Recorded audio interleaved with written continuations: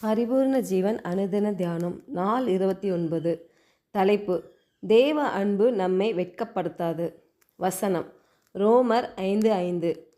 மேலும் நமக்கு அருளப்பட்ட பரிசுத்த ஆவியினாலே தேவ அன்பு நம்முடைய இருதயங்களில் ஊற்றப்பட்டிருக்கிறபடியால் அந்த நம்பிக்கை நம்மை வெட்கப்படுத்தாது.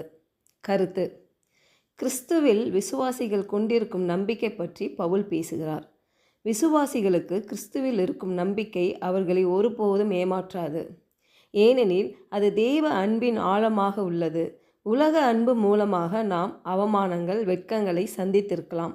ஆனால் தேவ வாக்குத்தத்தத்தின் உறுதியின் அடிப்படையிலான நம்பிக்கை நம்மை வெட்கப்படுத்தாது.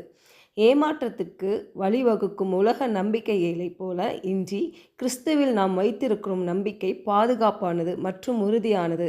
இது அவமானத்தையோ தோல்வியையோ கொண்டு வருவதில்லை, ஏனென்றால் தேவனின் உண்மைத்தன்மையின் அடிப்படையில் அமைந்துள்ளது.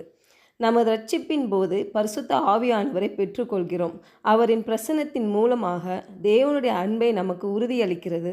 மேலும் நமக்குள் அவருடைய கிரியை நம் நம்பிக்கையை பலப்படுத்துகிறது. தேவ அன்பின் பண்பு ஒழியாது. அவர் நம்மை நேசிப்பதை நிறுத்தவே மாட்டார். ஜெபம். பரலோக தகப்பனே, இந்த சத்தியத்தின் மூலம் தேவ அன்பு எங்களை உள்ளிருந்து மாற்றுகிறதற்காக ஸ்தோத்திரம்.